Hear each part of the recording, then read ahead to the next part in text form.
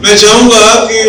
हम म्यूजिक के उस्ताद और बहुत बड़े घराने से इनके वालिद साहब का हमारे घर में इस तरह नाम लिया जाता था जैसे वली अल्लाह आदम चिश्ती साहब रहमतुल्लाह अलैह। तो आज उनकी बरसी भी है चिश्ती साहब की, बड़े चिश्ती साहब की, अल्लाह जन्नतों में मकाम हो इसरार चिश्ती साहब। बहुत शुक्रिया ये साहब, आपने तो आज ये जो एक तो ऐसी प्यारी हस्तियाँ सारी बैठी हुई हैं, हसीन और खूबसूरत और अंदर से भी खूबसूरत और बाहिल, और जो मजमा है वो कितना सूझत वाले लोग हैं सभी। तो मैं क्या कह सकता हूँ, एक तो इन्होंने राशिद साहब ने तो ना तो दिल को बाग बाग कर दिया कि इतना हसीन साज, उसका एक अपना बाज भी है, और अगरचे इसमें जो काले ब्लूज हैं वो बहुत माइनर ब्लूज जो जाते हैं होता है, लेकिन हमारे यहाँ के गले में जो जगह होती है वो और तरह से होती है। वो जरूरी नहीं होता कि स्केल ही चेंज किया जाए, उसी के अंदर ही मुर्की है या वो जो है वो इतना अच्छा आपने लुत्फ आ गया। तो मुझे तो अब समझ नहीं आ रही कि बात आप इस तरह आ गई है कि अब दोबारा मुझे दोबारा पीछे जाना पड़ेगा। जो पहले गुफ्तगू चल रही थी तो कुछ ना कुछ ज़हन में था, अब मुझे नहीं समझ आ रहा मैं क्या बात करूं। लेकिन एक छोटी सी बात मैं कहना चाहता हूं कि आज रफ़ी साहब का बरसी है। रफ़ी साहब पे सभी लोग बात कर रहे हैं, और रफ़ी साहब पे मेरा ख्याल है कि सारी बात हो सकती है, उनके कई पहलुओं पे, उनकी शख्सियत पे बात हो सकती है, उनके गानों पे बात हो सकती है, उनके स्टाइल पे बात हो सकती है, और मतलब वाक़यात और जो एक पूरी उनकी लाइफ गुजरी है उसमें भी बड़े ड्रामे हैं। वो जो एक पूरी सियासत वहाँ पे आपको पता ही है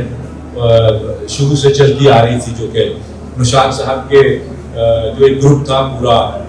म्यूजिक डायरेक्टर्स थे, राइटर्स थे, एक मुस्लिम्स थे और एक दूसरी तरफ दूसरे थे, और वो एक चलती रही। लेकिन वो ये एक अच्छा कंपटीशन भी होता है जिससे इंडस्ट्री फलती फूलती। मैं रफ़ी साहब के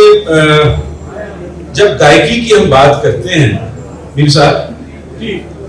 जब हम गायकी की बात करते हैं तो मेरा ख्याल है कि एक प्लेबैक सिंगर की गायकी का एनालिसिस जो है वो हम इस तरह नहीं कर सकते कि मैं रफ़ी और लता को सुन रहा था तो हम माजरत के साथ हमारे दोस्त की बड़ी अच्छी बात है, बड़ी मजेदार बात आपने, और आपने एक बात की सबसे अच्छी, मुझे आपका नाम याद नहीं आ रहा, फहद साहब, वो ये थी कि प्लेबैक सिंगर की आवाज जो होती है वो एक शक्ल रखती है, और उसको वो किसी के ऊपर ज्यादा से ज्यादा लोगों पे वो बैठती है। ये बात बहुत अच्छी है, लेकिन उसका एनालिसिस हम ऐसे नहीं कर सकते। मेरा ख्याल है मास्टर मंजूर साहब बहुत ही सीनियर, लेकिन वो जाहिर है वो तज्जिया करेंगे और तरह से होगी। फिल्म इंडस्ट्री की, सिनेमा की, एक पूरे फ्रेम की आपने एनालिसिस करना होता है, एक पूरे फ्रेम का एनालिसिस होता है कि यहाँ पे मुझे क्या चाहिए। ये डायरेक्टर बहुत उससे ज्यादा बेहतर जानता है एक बहुत बड़े मौसीकार से, कहीं ज्यादा, कि मुझे यहाँ क्या चाहिए। यानी अब हम अगर मेहदी हसन खान साहब की जो फिल्म की गायकी है, जो फिल्म में उन्होंने गाई, अब मेहदी हसन को जब हम सुनते हैं तो सुर के मयार तय हो जाते हैं वहां पे। अब वहां पे तो हम उस लेवल पे आ जाते हैं ना,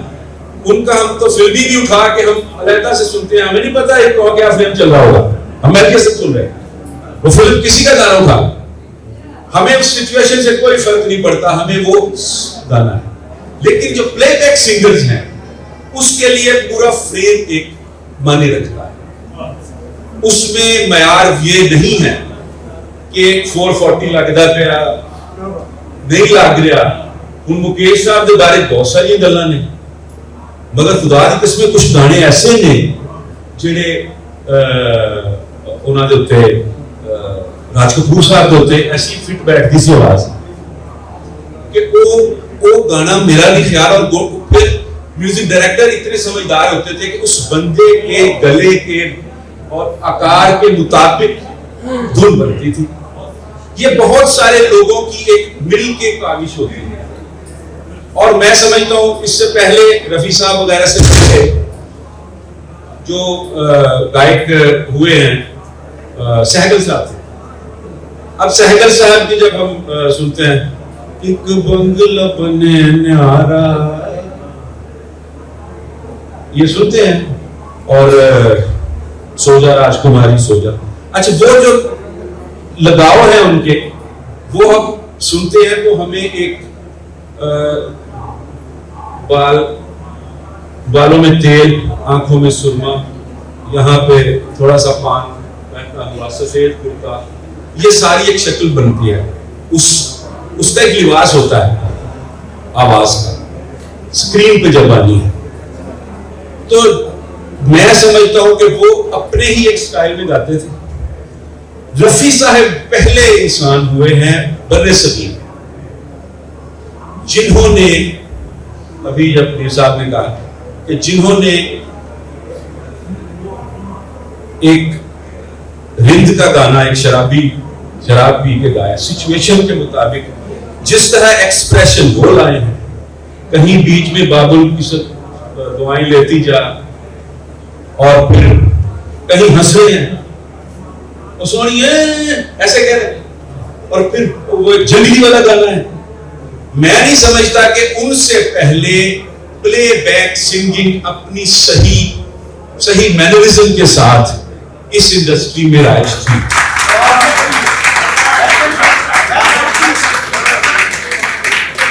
उससे पहले यहाँ रागदारी थी, हर शख्स जो था वो रागों पे, सुर पे, बाज पे, उसके परफेक्शन पे देख रहा है, कोई जो है वो पिच देख रहा है, कोई कुछ देख रहा है। तो प्लेबैक सिंगर के लिए ये चीजें नहीं काउंट होती। उसमें काउंट ये होता है कि वो स्क्रीन पे इन तमाम जो पैराफिनेलिया है, उसके पीछे रात है, उसके पीछे कोई शराब खाना है, उसके पीछे एक शख्स है, उसकी क्या शक्ल है, पीछे कहानी क्या चलती है, उसके दिल में क्या है, वो इस वक्त किस कैफियत में है, और वो गायक उस कैफियत में ढल जाए और उस पूरी तस्वीर का हिस्सा बन जाए। तो ये रफी साहब का कमाल रहा है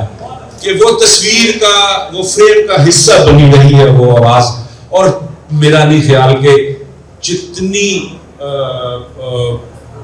एक लंबा अरसा, सदियां होंगी, गुजर जाएंगी, रफी साहब के शहर से निकल नहीं सकेंगे। अभी किसी ने कहा कि हम अपने बच्चों को आगे पहुंचाएंगे, तो हम पहुंचाएं ना पहुंचाएं, ये पहुंच जाएंगे,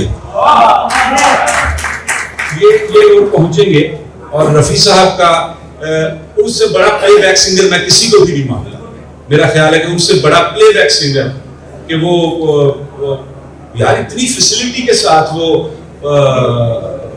एक्सप्रेशन ले आते थे, बीच में हंस रहे हैं, बीच में रो रहे हैं, और सारे एक्सप्रेशन जो एक कैरेक्टर के है ना, क्योंकि फिल्म के अंदर है वो,